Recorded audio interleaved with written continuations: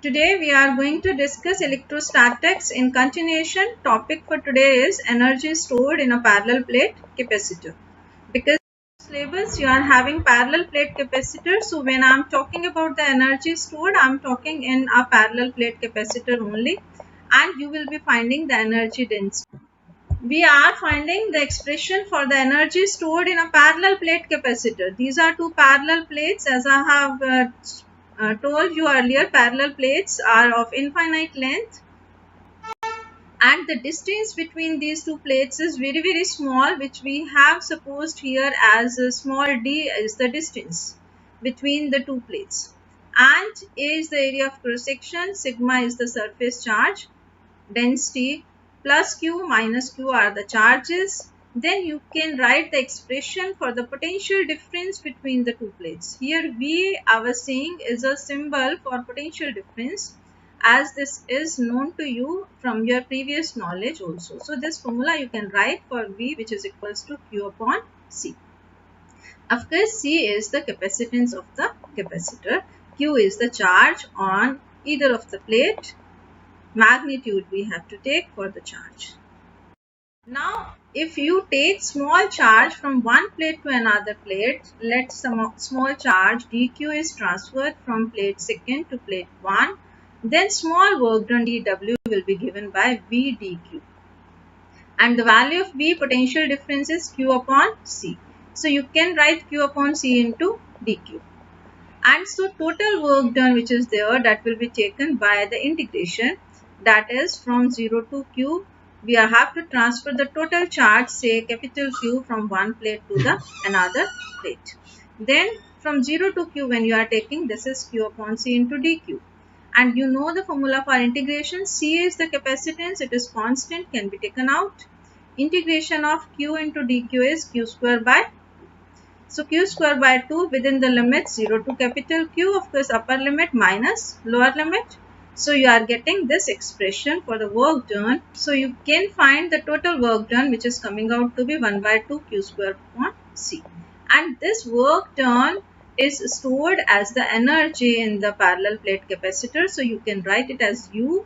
This energy stored in the capacitor, it is equals to the total work done in transferring the charge from one plate to another. So which is coming out to be 1 by 2 Q square upon C. But because you know that Q it is equals to CV, so you can put the value of Q in this expression and you are getting, it comes out to be 1 by 2 CV square. So these both are the formulas, and even if you further go and put the value of CV equals to Q, then you can write 1 by 2 QV. So all these three are the formulas for the energy stored in the capacitor. Whatever formula you need in the given numerical, as per whatever is given into you in the question, you can use the formula and you can work out with the things. So energy density is energy stored in the capacitor per unit volume. Energy density, if you have to define, that is said energy stored in the capacitor per unit volume. So you have to prove that the energy density it is equals to 1 by 2 epsilon naught E square, where of course E is the electric field, and you know the value of E between the parallel plates is sigma upon epsilon naught. This value of E is known to you, and the formula for the energy stored we have just derived, that is 1 by 2 Q square upon C. So you put the value of Q in terms of sigma, that is area into sigma, and you put the value of capacitance. Capacitance for the parallel plate capacitor is epsilon naught A upon D. So if you put the value of Q and C, you are getting this expression for energy stored is 1 by 2 epsilon naught E square into A into D. Of course, A is area, D is the distance between the plates. So this will be forming the volume. So I can get U upon AD, that is energy stored per unit volume, which is termed as energy density. It comes out to be equal to 1 by 2 epsilon naught E square. So this is the expression with you for the energy density. Energy stored we are writing as capital U. Energy density we are writing as small u. That is whatever symbol you want to use, it is your choice. You have to use U only, with either capital or small, as per your choice. So if you want to find the units, SI units, You can find it is coming out to be joule per meter cube.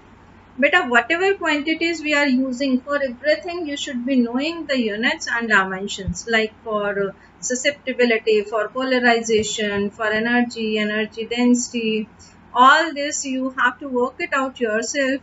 You have to find the units and dimension for each and every physical quantity we are talking to you throughout the unit. Of course, energy density, as I have said earlier, it is the energy stored per unit volume of the field. So field in between the plates we are taking. So that is why we have taken A as the area of the plate and D as the distance between the plates. So that will be the volume of the field. This is very important, many times asked in board exams to derive the expression for energy density and energy stored in the capacitor. So you should be able to work it out. Very simple, but you should be knowing how to do the things.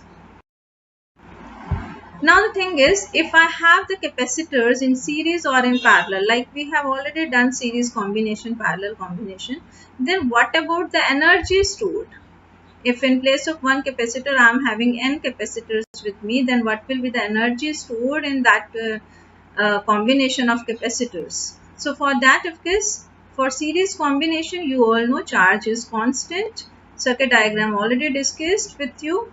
So you can put the value here for energy, that is equals to q square upon 2 into 1 by c. So 1 by c for the combination, it is equals to 1 upon C1 plus 1 upon C2 plus 1 upon C3. All these to be added, 1 by C can be replaced. So it means U can be written as U1 plus U2 plus U3 and so on. Here it is plus sign 1 upon C1 plus 1 upon C2. This is plus sign. Now if I take the parallel combination of capacitors, then of course for parallel combination V is constant, so I will be writing the formula of energy stored in this form, U equals to half CV square. So because V is constant, so I can put the value of C, which is equals to C1 plus C2 plus C3 and so on. So you people will be getting it equals to 1 by 2 C1 V square plus 1 by 2 C2 V square and so on. So again it is U1 plus U2 plus U3. So it means whether the capacitors are joined in series or they are joined in parallel, both the cases total energy is always additive. It is to be added for series and parallel combination of capacitors. Now if I want to find the loss of energy during the redistribution of charges, as we have already discussed, common potential, if I have connected two capacitors and parallel, as I have shown you the circuit earlier, this was the initial energy you can write. C1 is the capacitance of the first capacitor, C2 is for the second capacitor. V1 and V2 are the potential of both the capacitors. Of course, the potential differences I can say, and then energy, initial energy you can write, that is equals to sum of the both, because either they are in series or in parallel, energies are to be added. This we have learnt. So I can put the value for initial energy, that is half C1 V1 square plus half C2 V2 square. And when we connect, then we have said potential will means the charge will flow till both are getting the same potential. And if V is to common potential, then this formula we have already derived with you, because charge will remain the same. We have already discussed charge is not getting lost. So you are getting the formula for the common potential is C1 V1 plus C2 V2 divided by C1 plus C2. This, if you are having any doubt, you can refer to the previous lecture. Now if you want to find the loss in energy, that is equals to initial energy minus final energy. So it means I have to find the final energy also. Initial I have already written. So for final energy it will be equals to 1 by 2 C1 plus C2 into V square. Initial energy was this. Yours in terms of V1 and V2 you have already written. This is the final energy when V is the common potential. You can put the value of V and you can work it out. And on working out, this is simple mathematics, but all the steps are written here. You have to take the LCM and do the cross multiply. and you will be getting this expression as positive expression. It means initial energy minus final energy is coming out to be positive, showing that there is loss in energy. Because if there is no loss of energy, then this result will come out to be negative. So this is simply a proof that energy is lost whenever you are connecting the two capacitors, and because of the redistribution of charges, they attain the common potential V. This much is your previous knowledge. Simple mathematics you have to do. This is again many times asked question in your exams, so you have to see to it. You work it out, your mathematics yourself to get the answer. I am getting 1 by 2 C1 C2 into V1 minus V2 whole square divided by C1 plus C2. Then of course this is going to be a positive term. Positive term means there is always loss in the energy.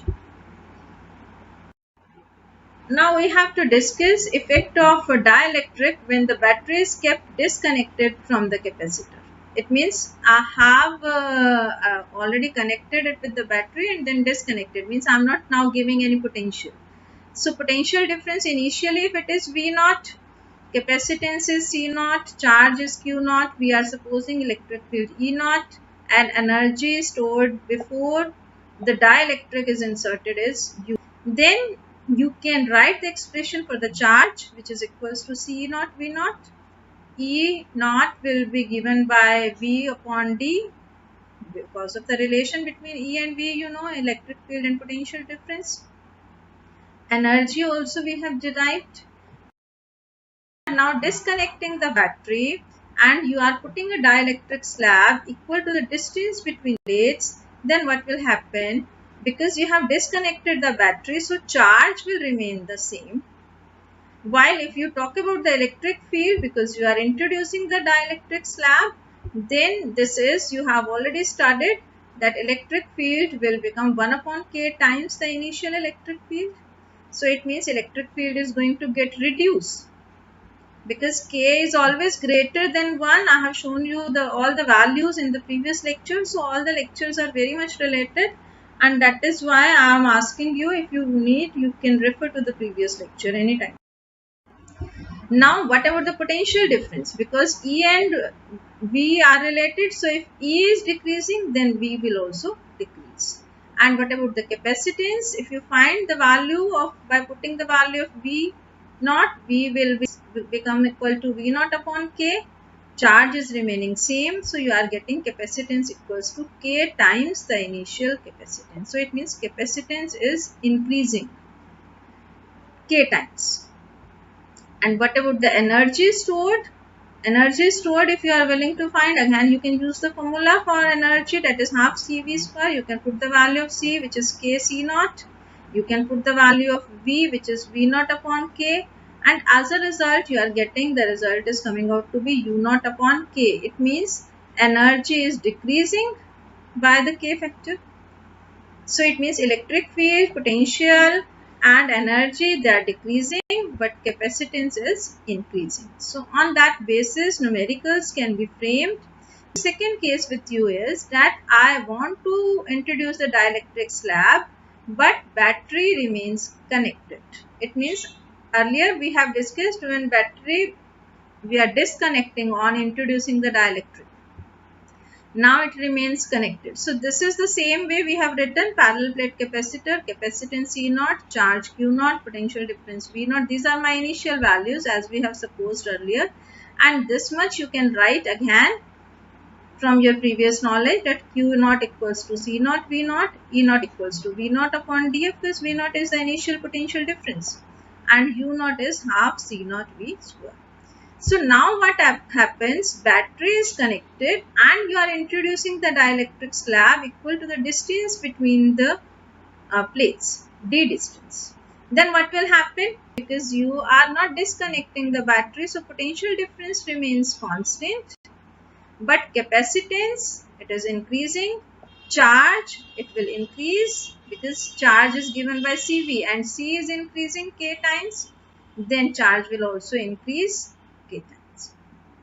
And electric field, because V is remaining same, So E will also remain the same.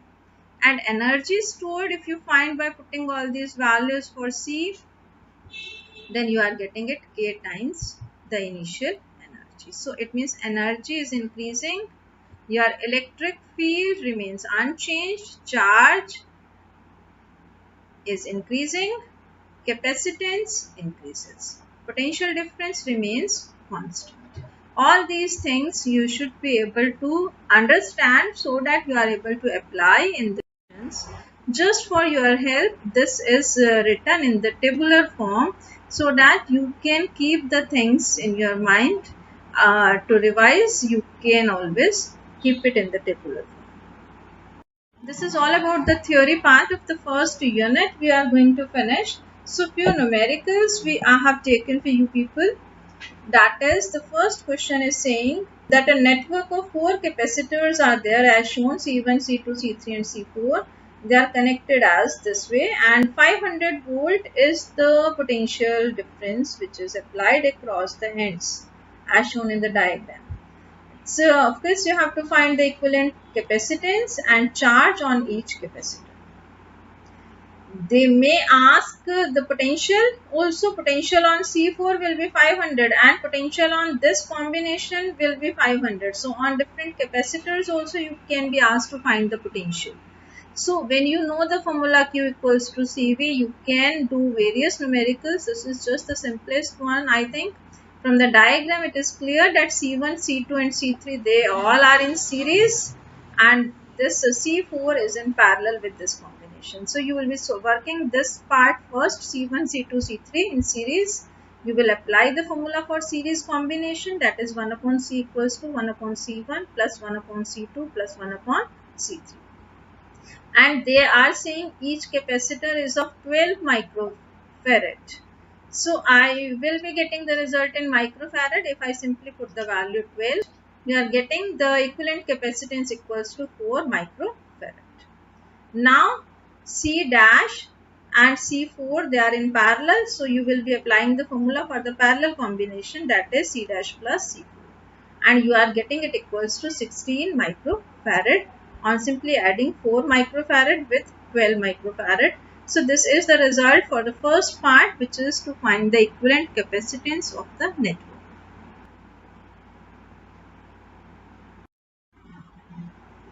Second part is to find the charge on each capacitor. So because C dash and C4, they are in parallel, 500 volt is the potential. So charge on these three will be the same, which are in series. So that can be found by simply using the formula Q equals to C dash V, which is equals to 4 into 500, but which is coming out to be 2000 microcoulomb.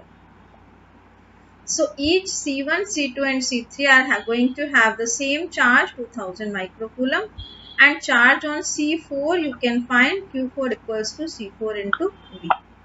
That is coming out to be 6000 microfarad simply by multiplying the capacitance 12 microfarad with 500 volt.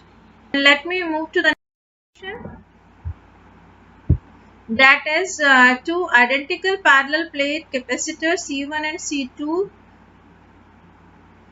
They have the capacitance C each. It is given. It means capacitance for the first capacitor and second capacitor is C. It is given. And the formula for the capacitance, you know, that is equals to epsilon naught A upon D. If D is same kept in both the cases, it means A is also same. Area is same, distance is also same. Now they are saying the space between the plates is now filled with the dielectrics as shown. Here we are going to fill one dielectric, that is having the dielectric constant K. Here we are going to fill two dielectrics, one in the half part, that is K1, and the second half it is K2. Now for C1, it means you can write the capacitance, new capacitance will be K times the capacitance, initial capacitance C. For the second capacitor, the capacitance, new capacitance C2 dash will be given by adding the capacitances of these two, because these two will act as the parallel combination. And you can write the values because area has been reduced to half. So you can get the value for the area A by 2. and the dielectric constant for the first half part is K1. So the same formula, but with the medium you have to use, that is K1 epsilon naught A by 2 upon D. Similarly for K2 epsilon naught A by 2 upon D. So you can find the value of C2 dash, but according to question they are saying if the two capacitors still have equal capacitances, then you have to obtain the relation between K1, K2 and K. So it means according to given, the new capacitances are equals to the are equal for both the capacitors. For first capacitor, if we are taking it C1 dash, for second capacitor C2 dash, then according to question both the capacitance are equal. So when you equate, you can get the relation between K, K1 and K, which is coming out to be K equals to K1 plus K2 by 2. So you need to understand the question first and then you work out. Simply the formula for capacitance of the parallel plate capacitor is to be used, and that is epsilon naught A upon D, and it is otherwise very simple question. So you should be able to work out with the things, be able to understand which are in parallel, which are in series. Your capacitors, like these two in this question, are in parallel, and this combination will be in series with this third capacitor. So again, this question is reading out for you. In this following arrangement of capacitors, this arrangement is shown. It is clear with you all. These both are in parallel and this is in series with the combination of these two capacitors. Then energy stored in 6 microfarad capacitor is E. They are saying this is C1, first capacitor, which is having the value 6 microfarad. They are saying energy stored in this capacitor is capital E. Find the energy stored in 12 microfarad capacitor. It means C2, whatever is the energy stored in the second capacitor. And energy stored in 3 microfarad capacitor. It means third capacitor you have to find the energy stored. And third part says total energy drawn from the battery. So if this is connected with the battery like this, of course whenever it is capacitor, it means negative charge on these plates, positive on the other side. So this much understanding should be there with you. So what it is, we are supposing that let B is the potential difference across the 6 microfarad capacitor and E is the energy stored. It is given. So it means energy stored formula is already known to you. So you can write E, it is equals to half Cv square. Value of capacitance is 6 microfarad. Potential difference is V. So you can get the expression for V square, which is E by 3 into 10 raised to the power 6. It means V is what? V is the potential difference across the 6 microfarad capacitor. This we have supposed. Now it means if I want to find the energy stored in 12 microfarad capacitor, it means the formula for 12 microfarad will also remain the same, that is half C2 V square, and the value of V square we have already calculated. If you put this value of V square for the formula, then you can find the value of energy stored. And second part says energy stored in 3 microfarad capacitor. Now what is happening? Charge is remaining constant. So you can find the potential here on this third capacitor. So you are getting again using the formula for E3 is half C3V dash square, because here potential will be different. Here the potential, because both are in parallel, potential whatever is on C1, the potential on C2 will be same. And that is why finding the energy on C2 is not the problem. You can simply find potential will be the same, capacitance is given. For this you have to calculate the potential also, and it will not be same as that on C1 and C2. So that potential you can find by using this formula, because in series charge is remaining constant. So you will be finding Q equals to Cv, and Q here charge on this combination and on this will remain the same. So on this combination the charge is 12 plus 6 means 18 microfarad, and here the potential is V. We have already supposed, we have even calculated the value of V square, and here it will be your 3 microfarad into V dash. Charge is same, so you can simply equate these two and you can get V dash in terms of V. So we are getting V dash equals to 6V. And the value of V square we have already calculated. That was coming out to be E by 3 into 10 to the power 6. That was the value of V square we have simply calculated. And you can find the energy when C3 is given 3 microfarad. You can put, and V dash we are getting 6 times V. So it means 6 times V means 6V whole square, that is 36V square. So 36 will come like this. So you can calculate the value of E3. So E3 is calculated on the third capacity, 2 is calculated. So when you want to find the total energy drawn, you have to simply add all the 3 energies. It means energy on the first is E given in the question. On second, you have to calculate, that is coming out to be 2E. On third, it is coming out to be 18 times E. So total energy is 21 times E. This is the total energy which is drawn from the battery. This of course, next question I am reading from you, taken from your NCERT book, that a spherical capacitor has an inner sphere of radius 12 centimeter and outer radius 13 centimeter. Outer sphere is earthened as it is shown. Always to make capacitor, the outer or the one conductor is to be earthen. That is R2 radius 13 centimeters, inner is 12 centimeter, it is given. And they are saying that the inner sphere is given a charge of 2.5 microcoulomb. So of course microcoulomb you will convert into coulomb, centimeter you will convert into meter. Now what they are saying is the space between the concentric spheres is filled with a liquid of dielectric constant 32. It means the value of K is given 32. Now you have to find the capacitance of the capacitor, potential of the inner sphere, and capacitance of this capacitor if you are having simply the inner sphere, means outer sphere is removed, only isolated sphere. So the formulas are already with you. This is of course spherical capacitor, though it's not mentioned specially in your syllabus, but this question is given in the back exercise of your NCERT, and I have taken this up for you so that you should know the formula with you. It means when you make a list of the formulas, you will keep the formula with you for the capacitance of a spherical capacitor also, and that is 4 pi epsilon naught K R1 R2 divided by R2 minus R1. And you simply put the values and get the result, which is coming out to be 5.5 into 10 to minus 9 farad. Electric potential on the inner sphere, that formula for the potential is known to you, that is Q upon 4 pi epsilon naught R, and here the radius is R1 because we are talking about inner radius.